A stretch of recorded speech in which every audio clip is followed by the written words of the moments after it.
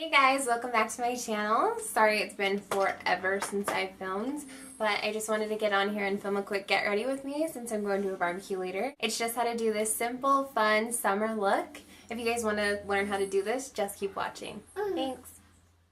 Hey guys, so first we're going to start off with just priming our eyes. I typically do this just with a concealer. The one I used here is just the Maybelline Fit Me Concealer and the number 20 Sand.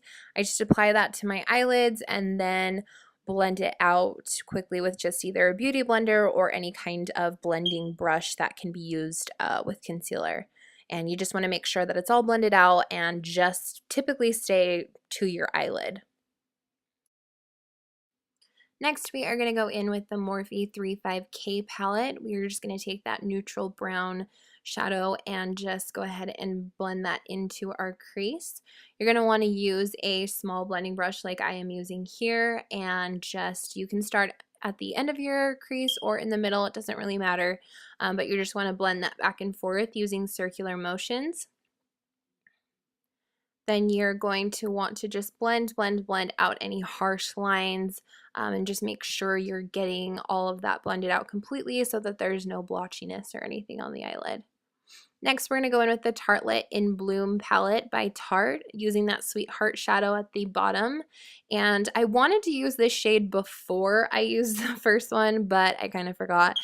So I'm just going in there and just buffing out that darker shadow just to get a good transition, so we don't have any harsh lines or it doesn't look too crazy in the crease. Next, we are going to go in with the Lorac Gold palette and just using a flathead brush, we're going to go ahead and pack on a shimmer shadow to the lid.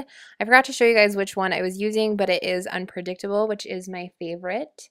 Next, we're going to go in with the Jet Setter shade and just blend that in with the shimmer that we just used.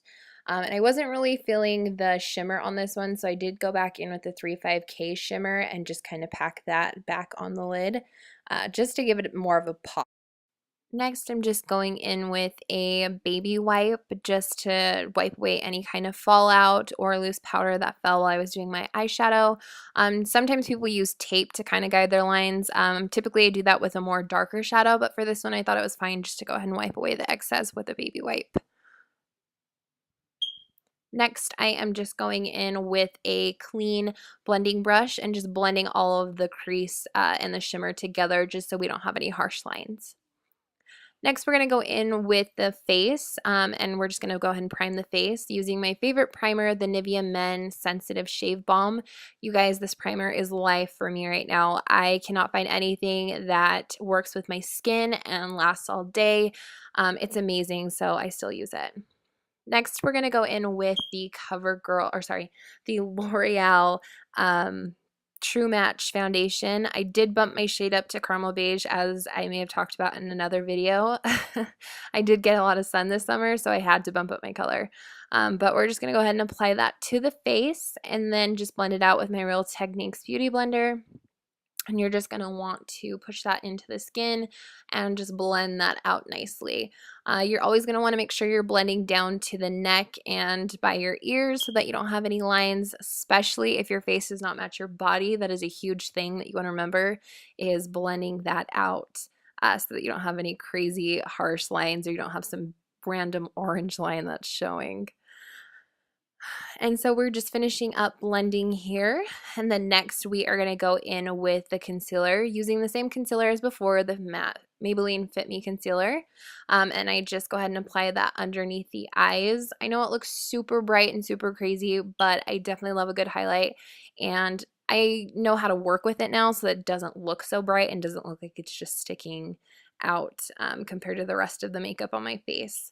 But yeah, you just want to add that underneath the eyes, on the forehead, down the bridge of the nose. I do it on my lip and my chin, but it's optional wherever you guys want to highlight. And then you'll just take the Real Techniques Beauty Blender and just go ahead and buff that out right underneath the eyes and just make sure you're blending it. I found that if you kind of blend out and come back in with your concealer, it creates more of coverage underneath the under eye. So just make sure if you're blending it out, just to blend it right back in underneath that eye, and just making sure that there's no harsh lines or creases underneath the eye. And you want to make sure that everything blends out. And that's why this concealer is so amazing, because it blends out perfectly. It's so creamy and so pigmented, and I just love it. And just continue blending even though you feel like your arm is going to fall off. As you can see me getting so tired with it, I'm like, oh, can we stop now? Okay, and then next we are just going to go in with the Airspun Loose Face Powder. So this is definitely new to me. I've seen it, and oh my gosh, it smells amazing, you guys. But I've seen other people use it, and they've compared it to the Laura Mercier translucent setting powder, so I wanted to give it a try. Basically, I'm just getting this on a damp beauty blender, just I'd say like a good enough amount. I didn't like pack it on, but I got a good amount and just kind of applied it all over the face to create the whole baking method. Like you're baking a cake, just throw some flour on your face. But yeah, I just used it to set my under eyes and anywhere else that I set my concealer. I actually did another makeup look recently where I set my entire face with this stuff, and it made my makeup last twice as long. So yeah, just go ahead and leave it on there. And next we are going to go in with the eyebrows, the Anastasia brow pomade. So funny story, my daughter totally broke mine, which is why I could only show you the cap of it. She dropped it on the floor, and literally the pomade is what is holding the glass together, so I just have to kind of set it down when I'm using it and don't really do anything too crazy. So I did show a little bit of my eyebrow routine here. I kind of just rushed through it all just because I feel like you guys have already seen me do my eyebrows a million times. If you do want to see my eyebrow routine, I will link the video down below in the bottom bar. But other than that, I'm just kind of skipping through this and doing my eyebrows, and they didn't turn out that great on this video anyways. Next, I'm going in with the concealer again and cleaning up my eyebrows, and that didn't take very long. Next, I'm just taking a clean, fluffy brush and just brushing off all that baking powder, the translucent powder. It's funny we call it baking powder now, huh? The translucent powder, and just making sure all of that set in nicely and make sure there's no creases or anything, and just brushing that off the face. Next, we're going to go back in with the Tartelette powder, and we're going to do the under eyes. And I just take that shade Jet Setter and just kind of throw it underneath the eye for a base, because I do go in with some other colors later, but I just wanted to add that one in. And it just didn't end up being as dark as I wanted it to, so that's why I ended up going in with other shadows later.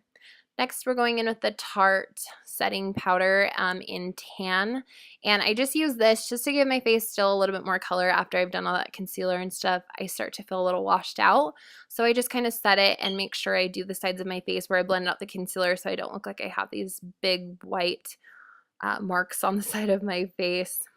Next, we're going to go in with those two end colors in the Morphe 35K palette and just blend those underneath the eye, underneath the waterline.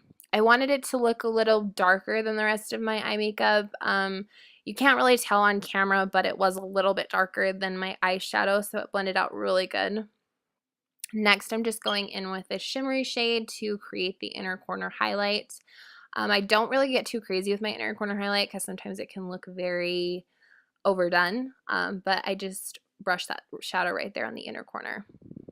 Next, I'm going in with my L'Oreal Telescopic Carbon Black Mascara. It's an understatement to say how obsessed I am with my eyelashes and mascara. I don't feel like I need falsies, so and I didn't feel like this look really needed it either, so I just went in with mascara and just coated those lashes, girl. I just put literally a pound of mascara on my lashes, and they ended up looking just as good as falsies.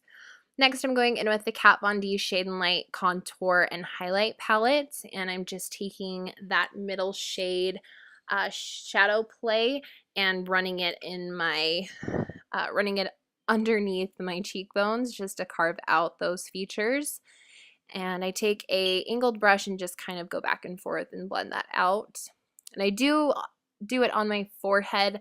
I don't think it really needs it, but I started doing it and can't stop. So I always do it every time. And next I'm going to go in with that translucent powder again and just kind of carve out my contour. And we are just kind of creating a nice defined line and leaving that powder on there so we can do that baking method again that people always talk about. This is just to give you a more precise contour line and just kind of clean it up so it looks a little bit better. I also have a lot of separating that happens down there at the bottom of my foundation, so this was amazing for that as well. And once again, just coating the lashes with more mascara. Next, we're just going to go in with the Revlon Super Lustrous lipstick in the shade Matte Stormy Pink. I love this lipstick because even though it is matte, it actually is super creamy and easy to apply.